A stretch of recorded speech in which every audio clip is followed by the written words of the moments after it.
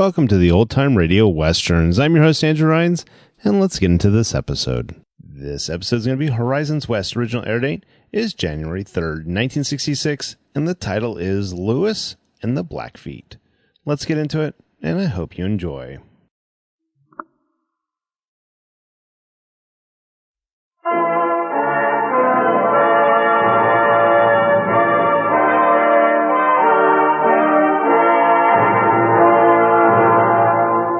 The American West.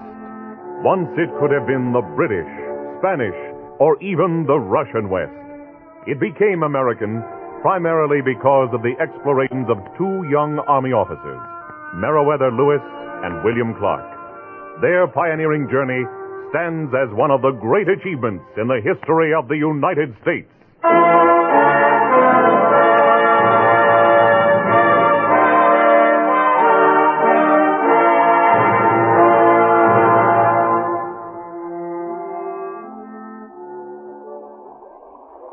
Captain Lewis, according to White Bear and the guides, we're miles into Blackfoot country. I ought to post guards tonight. You can put me down for the first watch, Sergeant Gass. Yes, sir. Second watch, Goodrich. Third, Frazier. Fourth, Werner. Captain Lewis, I wish to make talk. Very well, White Bear. Sit down. Other guides afraid. Many Blackfeet. Only 3 Nez Perce. But there hasn't been a sign of Blackfeet so far, White Bear. Blackfeet hate Nez Perce. For many years, war between us. Ahead is Hell's Gate Canyon, place of ambush many times in past.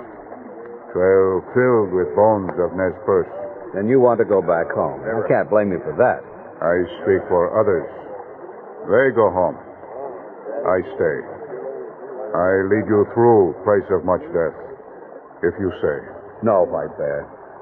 You've been a brave man to come this far. Perhaps we can find our way from here. In the morning, you go.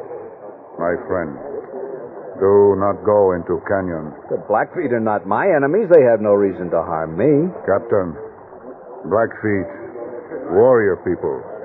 Blackfeet live to fight. In Hell's Gate, they kill you. Without a reason? They do not need reason. You, stranger, they warriors. White Bear, because you have been a true friend, I want you to have this token, this medal with a picture of our great president, Thomas Jefferson. I am honored. My friend, I give you my name. From now to end of time, you are my other self.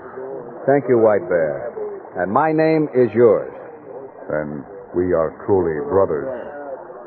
Please, my brother, do not go into Hell's Gate. Come back to Nez Perce country. Someday, perhaps. But right now I must go on. It is my duty. I fear for you, my brother. Many Blackfeet will come. You will die.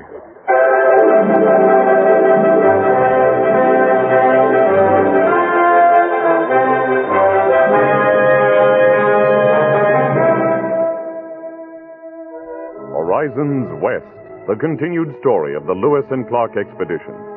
Now with Harry Bartel as Meriwether Lewis and John Anderson as William Clark, listen to Chapter 12, Lewis and the Blackfeet.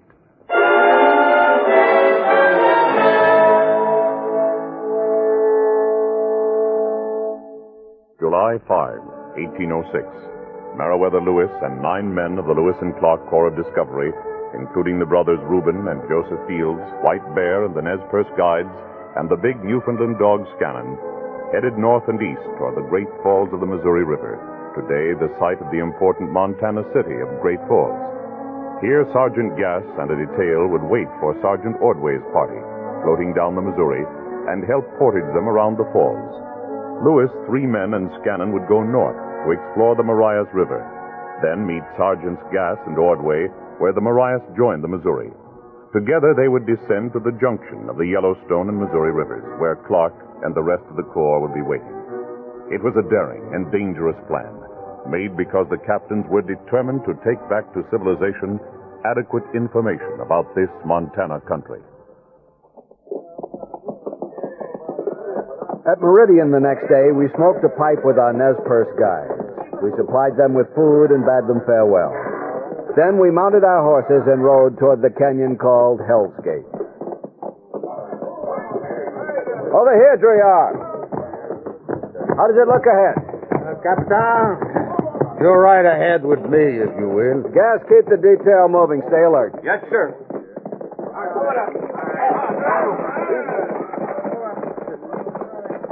George and I rode at a trot along the well-used trail.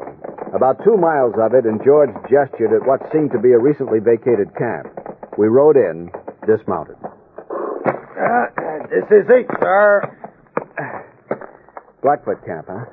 Blackfoot, or their war allies, the Minataris of the North. The fires have been concealed. Well, that one, where I dug down to the ashes, that is stone cold.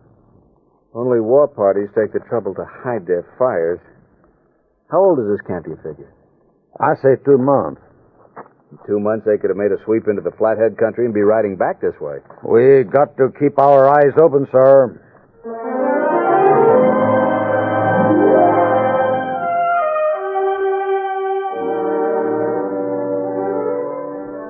Despite the ominous relics in the Hell's Gate, and despite a second, more recently vacated camp we came upon 2 days later, no marauding Blackfeet appeared.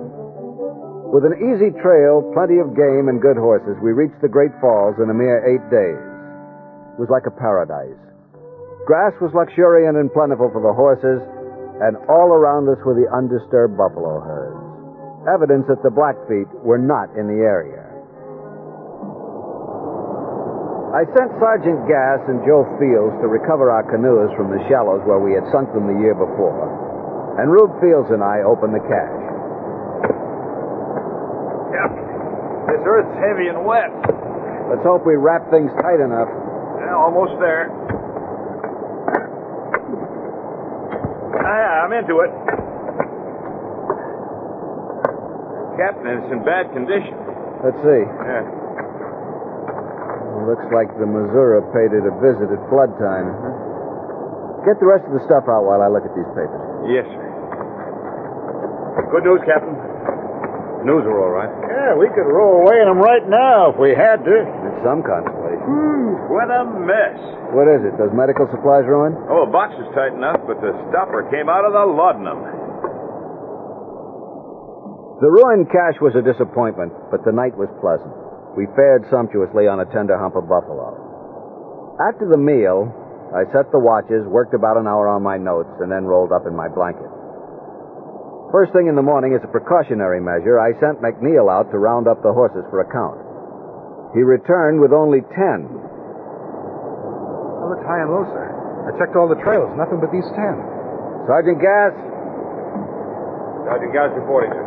McNeil could only find 10 horses. I want a more thorough search made. I think there should be some trace on them.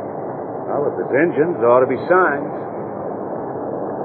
Gass came back in the middle of the afternoon without the missing horses, without evidence that they had been stolen. I decided to send out my 2 best scouts, Druyard and Joe Fields. They failed to return to camp that evening, or the next day, or the day after. I got the truck carriages dug up for portage, sir. What shape are they in? Well, they'll have to change them some so horses can pull them. Speaking of horses, sir, George Druyard and my brother have been gone for more than 2 days. I'd like to go looking for them. Let's wait the rest of the day, Rube. Yes, sir. Somehow, watching the men doggedly going about the renovation of canoes and portage gear, I thought of Sergeant Floyd, who had died during the early days of the journey from a malady we could not identify. We'd almost lost Bratton to another mysterious malady, but to this anxious moment we had lost no men to war or to the hazards of the wilderness. Perhaps it was too much to expect to return home without paying tribute to both. I sat down before the fire and glumly watched the cooking detail prepare our noontime meal. As if he sensed my depression and wanted to comfort me, Scannon came and dropped down beside me. He put his big head on my knees and gave me a look of deep compassion. I buried my fingers in his thick fur and thought of the 2 missing men. Lost men by this time. 2 of the very best. Scannon, what is it, boy? Scannon loped away toward the edge of camp, and in a moment we saw what he had sensed ahead of us. Joe Fields and George Druyard. Hey, if it isn't old Joe, just when I was beginning to think I was rid of him. Well, you can't get rid of a brother that easy. You ought to know that, Rube. I'm mighty glad you're back. What did you find out? Well, sir, Blackfeet stole the horses, all right. Hey, the Blackfeet horse. You saw them? Found sign? We trailed them and the horses clear to their first camp. We thought about trying to run them down, but there was only Joe and me against 15, 20 warriors. Sergeant Gass, I want all remaining horses hobbled. Put them under 24-hour guard. Yes, sir. Right away, sir.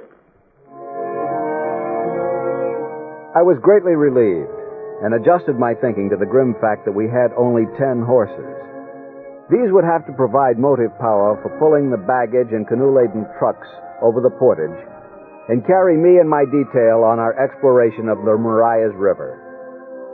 With me, I would take Druyard and the Fields brothers, 4 horses to ride and 2 for spares. The other 4 would stay with Sergeant Gass for the hard work of hauling our equipment overland.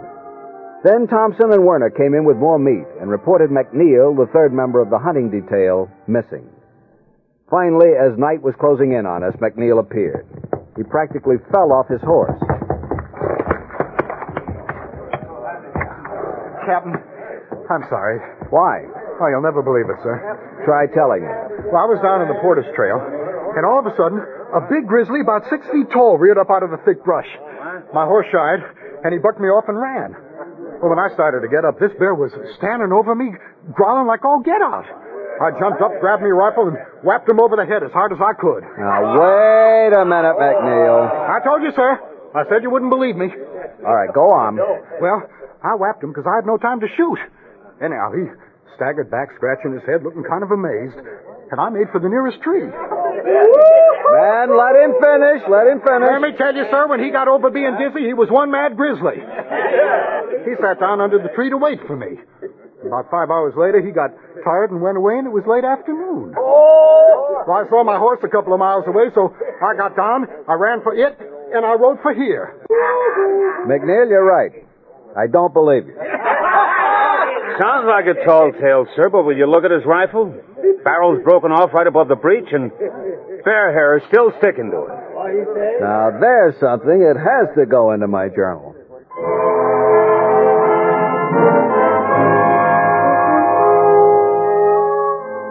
July 17, 1806. Druyard, the 2 Fields brothers, and I stood beside our horses, ready to leave for the unexplored Marias River country. We faced Gass and the other men who had shared our way of life for over 2 years. We knew we might never see them again. Ordway ought to be here in a few days. We'll make the portage and meet you at the Marias and the Missouri on August 5th. Good. You can feel free of hostiles for a few days at least, because Rube and Joe scouted the Blackfoot raiding party, and they're headed south. Good. Well, that means you'll miss them, too. But if we should not reach the rendezvous by September 1st, you're to give us up and go on. Ready, George? Yes, sir. Rube, Joe? Yes? Yes, Captain. Let's go.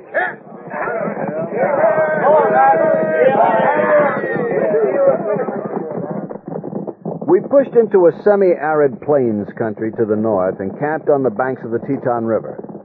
Here I made scientific observations, and in the morning we moved on to the Marias. We followed it north and west for about a week, making observations as we went. The weather worsened, game became scarce, and George discovered that there were Indians in the vicinity. I had already determined that the Marias originated somewhere near latitude 50, so we decided to start back. I sent Druyard downriver to hunt, and the Fields brothers and I climbed a height to get a final panoramic look at the country. Oh, sure is pretty from up here. Get down, Joe. Behind the rocks. What is it, Captain? See for yourself, over there. Scannon, come here. Indian horses. Put the glass on them. About 30 horses, I'd say, half of them saddled. You might see our horses. Some braves are looking downriver. They probably sighted George. There's no way to warn him. No way at all. If we can get our horses and charge him, that'll give George a chance to run. Not George. He'd come back to help, and we'd all end up getting killed. Well, the only way is a bold and friendly approach. We'll unfurl the flag and ride straight toward them. We moved quickly to our horses, mounted, and rode toward the Indians with the stars and stripes waving above us. Our sudden appearance confused them. For a few moments, they milled about indecisively. Then they ran to their horses. Good half of those saddles are pack saddles. I count 8 warriors. Yeah, if we can get George back, the odds will only be 2 to 1. Then we'll have a chance. One of them hostiles is going to ride straight for us. Rein in. I'll get down. Show them we're friendly. I hope you're doing right, Captain. I hope you're doing right. Now they're all riding at us and riding hard. The 8 Indians galloped steadily across the plain. They slowed to a trot as they neared us. I swung back into my saddle, called out to the men to make the peace sign. Then I moved ahead of the Fields brothers, shook hands with the first Indian, then greeted the other 7. We all dismounted. Quiet, Scout. I am Side Hill Calf, Big Blackfoot Piegan Chief. This Wolf Calf, Blackfoot War Leader. We come in peace. You smoke pipe with us? We smoke. Good. Other man downriver. He have pipe. You send man. Bring him here so we can smoke. Wolf Calf, you go. I was deeply worried. What if George mistook Wolf Calf for an enemy and shot him? Or what if Wolf Calf went for reinforcements? We stood around awkwardly, each group dubious of the other. After what seemed an eon of time, Wolf Calf and George Druyard galloped in together.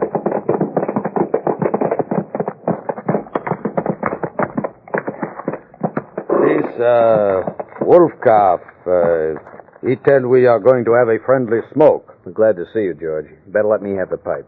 Yes, sir. We went through the pipe ceremony. With George's skill at the Universal Sign Language, the situation grew easier almost immediately. Then we moved downriver and made common camp, where the Blackfeet set up a semicircular lodge of skins before our fire. We cooked buffalo meat for all. We ate together. Before the fire and under the stars, we began to talk. And I hoped George's sign language would be eloquent enough. We are part war party. Our tribe, half sun near. Half sun near? I don't understand. His people are half a day's march from here. He and his 7 men are part of a strong war party. Tell him our story and how one of our goals is to establish peace between all the tribes and do away with all warfare between whites and Indians. I will try, Captain. I watched the Indians as George began using his hands. The Blackfeet, however, while obviously admiring his ability, seemed to distrust it, very much like an uneducated man distrusting the easy speech of the educated. Finally, George turned to me. They will not talk peace, only talk about how strong they are, how their neighbors fear them, and how still another Blackfoot tribe is near, not to mention the Minataris of the north. Let me try. Side Hill Calf, great chief. Big white tribe downriver, many rifles. You come see, yes? We give you tobacco, horses, yes? We talk again next sun. First, we sleep. Yes, my friend. We all sleep. Good night. I composed myself near the fire, and Scannon lay beside me. Sleep took hold of my men and all of the Indians except Side Hill Calf. He was stretched out, feigning sleep. I wondered about his distrust of us. I looked at him again. Weariness had at last overcome him. He was asleep. The camp was peaceful. I was glad when Joe Field signaled that it was time for his watch. I drifted into an uneasy, nightmarish sleep.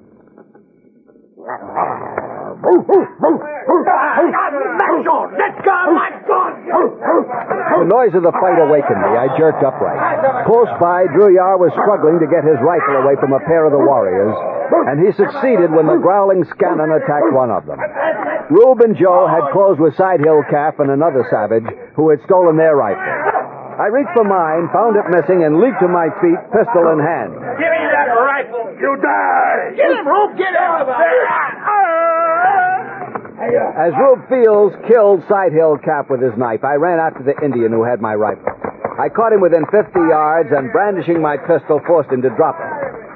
Their weapons recovered, Rube and Joe charged in to help me. Let me kill him! Let him go! He could have killed me, and he didn't. You say so, sir. Where's George? Here! I'm here! No, George, let him go!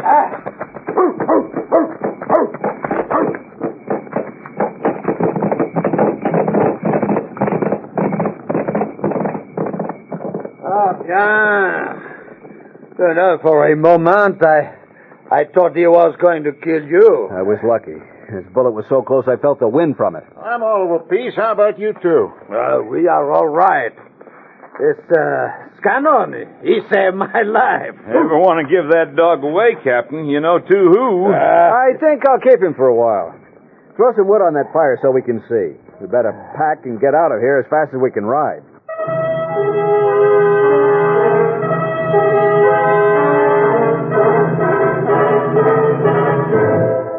We rode southeast along the river toward the Missouri. We stayed in our saddles all night until we were forced to rest the horses at 3 the next afternoon. Captain, you reckon we've put enough distance between us and the Blackfeet? No, I'm hoping Gass and Ordway get to the mouth of the Marias ahead of time. In any case, we've got to get to them before the Blackfeet. Well, suppose the others are not there.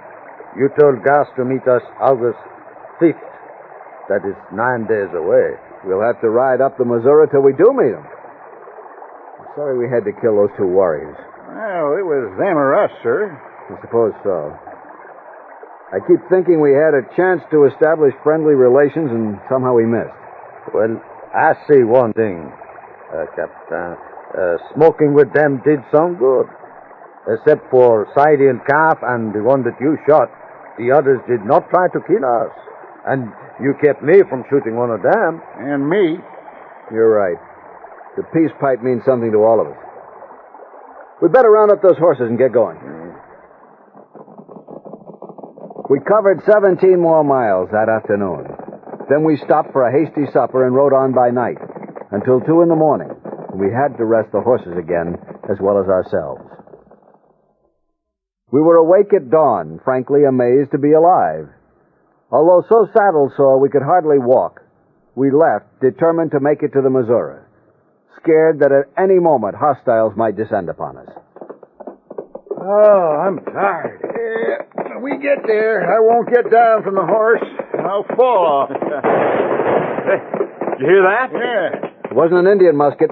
Too strong a charge. Yes, sir. It's a big game charge. Probably Ordway or Gas sent out hunters. We'll go past that hill to the southeast. That's where the shots came from. It's a wild ride. We pounded across a wedge of land toward the unseen Missouri. Scannon ran stiff-legged and sore-footed beside my horse. We had to find those riflemen in a hurry to save them from a possible surprise attack by pursuing Blackfeet. River! River ahead! We raced out upon the riverbank. Up the Missouri, just rounding a bend, was a welcome sight. The canoe flotilla of Sergeant Ordway. Ordway! Ordway! Ordway and his laden canoes pulled in close to the shore, and the men fired off a volley of shots in their exuberance over seeing each other again.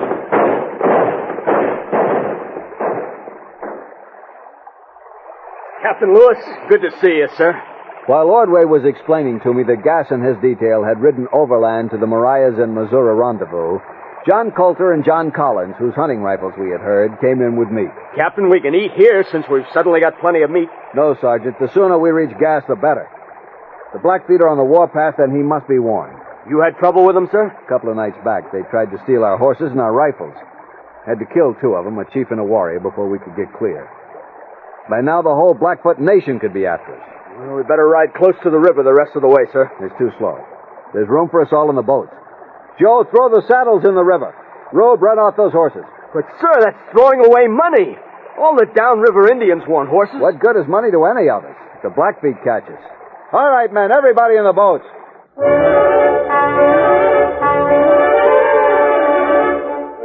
We headed downriver and met Sergeant Gass and his men. We stayed there only long enough to eat and to open and recover spare equipment and ammunition. Additional boats hidden nearby were seaworthy, with the single exception of the big red pirogue. Then we turned Gass's horses loose, piled into the boats, and headed downriver at top speed, 7 miles per hour. Almost didn't make it, huh, George? I would not have, except for Scano. Hey, we sure did right after it was over. 120 miles in 24 hours. Try that sometime, Sergeant. Oh, thank you. I'll stick to boats.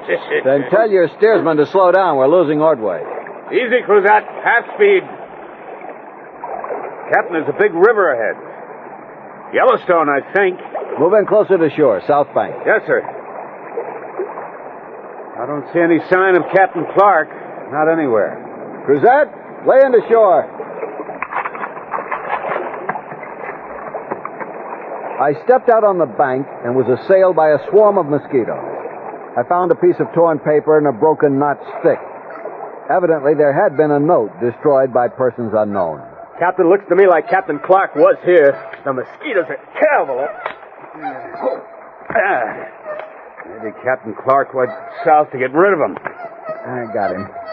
Guess nobody could stay here without being eaten alive. We'll move on. Slowly. Keep a sharp eye out for them. Yes, sir.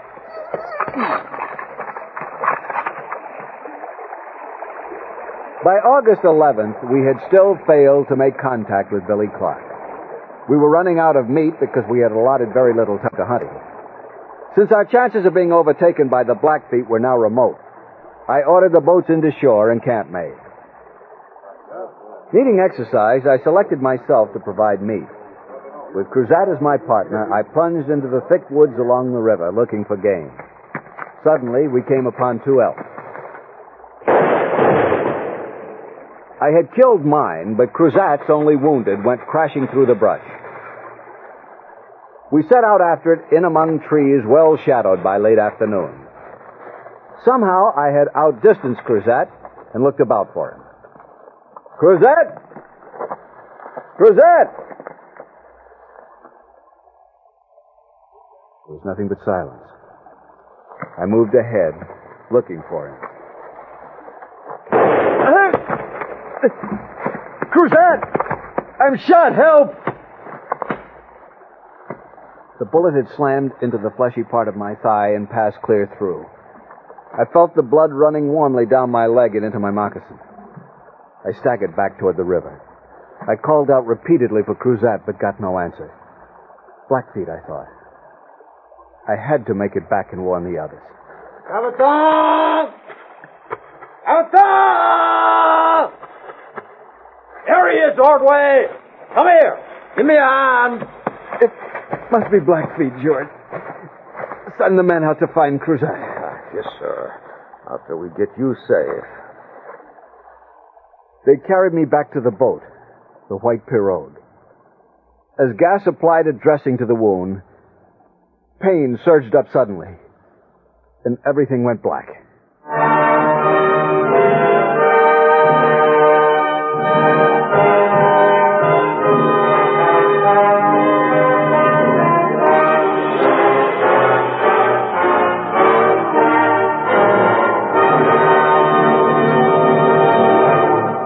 You have been listening to Horizons West, the continued story of the Lewis and Clark expedition. Chapter 12, Lewis and the Blackfeet, starred Harry Bartel as Meriwether Lewis. Featured in the cast were Karl Swensen, Bill Quinn, Eddie Firestone, Dan Barton, John Stephenson, Howard Culver, Dal McKennon, and Jay Novello. Our story was written by Carl A. and William Tundberg and directed by William Lally. Sound patterns by Gene Twombley. Michael Rye speaking. This is the United States Armed Forces Radio and Television Service.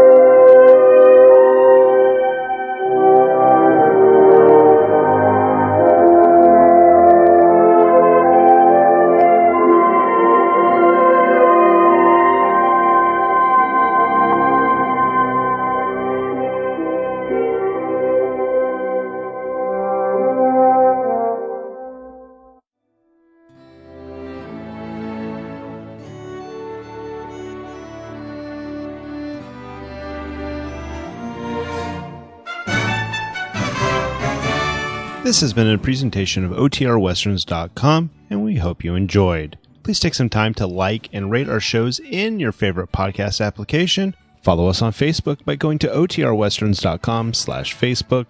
Join in the conversation by going to OTRWesterns.com/Discord. And don't forget to send us an email, podcast@OTRWesterns.com. This episode is copyright under the Attribution Non-Commercial Share Alike copyright. For more information, go to OTRWesterns.com/copyright. Have a great day, and again, thanks for listening.